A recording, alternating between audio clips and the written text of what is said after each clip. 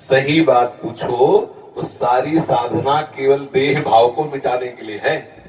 देह भाव मिट्टी, जो भाव करो वही आनंद में डूबो, चाहे आत्मस्वरूप ब्रह्म भाव करो, चाहे भगवत भाव करके सखा सखी गोपी गोपा जो चाहो भाव कर लो, क्योंकि आत्मस्वरूप कैसा भाव करो जैसा।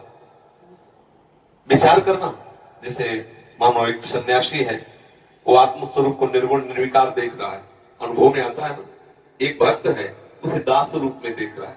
दास शरीर थोड़ी होता है, दास स्वरूप भाव में उसने भावना की भेद बुद्धि करके, और तो उसे दास सेवक भाव अनुभव हो रहा है।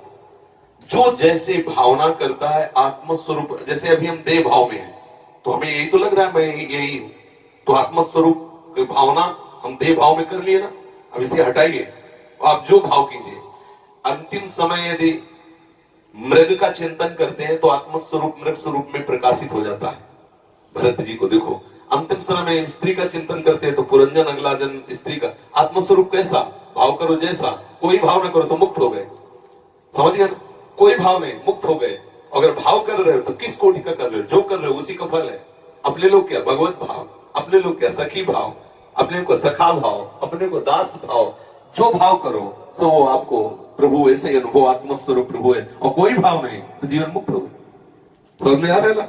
आत्मस्वरूप कैसा भाव करो जैसा, और कोई भाव ना करो तो इसे कहते हैं निराकार और निर्विकार चिदानंद में स्वरूप। बिल्कुल सब सिद्धांत सत्य है, पर अपने भाव को पहले शरीर भाव से हटाना होगा।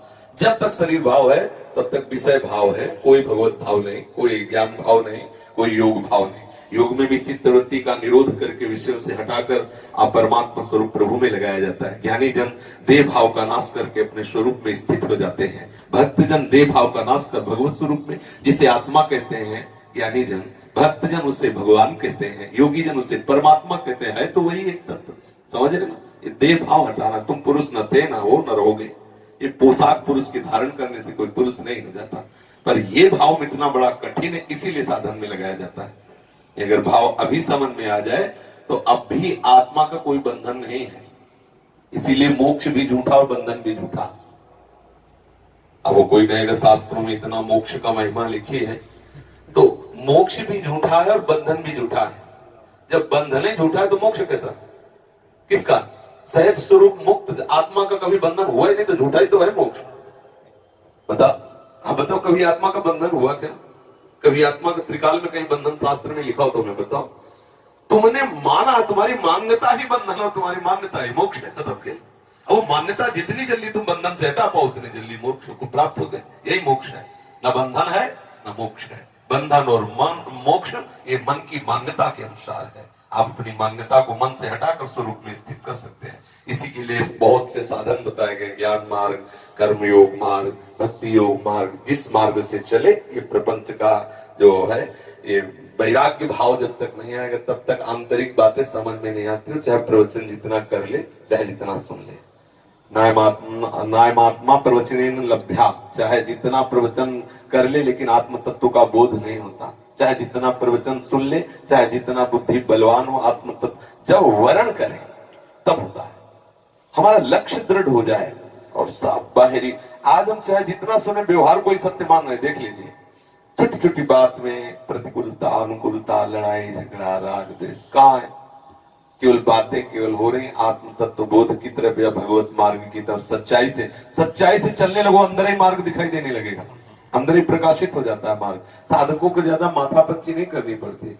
जैसे एक यमुना स्नान करने शिष्य जा रहे थे तो गुरुजी ने टार्च दी, अंधेरा था, एकदम धीमी सी एक पैर दिखा। बोले गुरुजी इससे लक्ष्य की प्राप्ति कैसे होगी, बहुत कम प्रकाश। बोले जितना एक पैर के लिए प्रकाश है बस वो पैर बढ़ाते चले जाओ तो हर पैर में प्रकाश मिलेगा, आप लक्ष्य तक पहुंच जाएंगे। बस ऐसे ही हमें जो नाम मिला है, थोड़ा चिमचिमाहट सी लग रही है आनंद की, उतने भी आप चलना प्रारंभ कर दो, आपको लक्ष्य तक पहुंचा देंगे। होता क्या है, हम इस बात में परेशान रहते हैं, ये मंत्र नहीं वो मंत्र। मंत्रों से कुछ नहीं होना, चिंतन से होना है। आप चिंतन सुधार लो, अभी ठीक हो, अभी आनंद आ जाएगा। कुछ न जपे, कुछ न जपे, कुछ न चाहे, जीवन मुक्त हो गए। ये जितना चाहे संन्यास मार्ग हो चाहे भक्ति मार्ग हो, ये जो नाना प्रकार के भागवतिक बातें हैं, ये विषय चिंतन मिटाने के लिए है। एक स्थिति ऐसी आती है, पूर्ण कृतकृत्यता का अनुभव होता है, वो जप वाला भी नहीं रहता। और संतों ने तो इतना कहा है कि आराध्य देव ही उसका जप करते हैं, वो तो पड़ा रहता है। आगे की स्थिति काहो के बल भजन को काहो के आचार, व्यास भरोसे कुंवर के सुवत पाओ प्रसाद।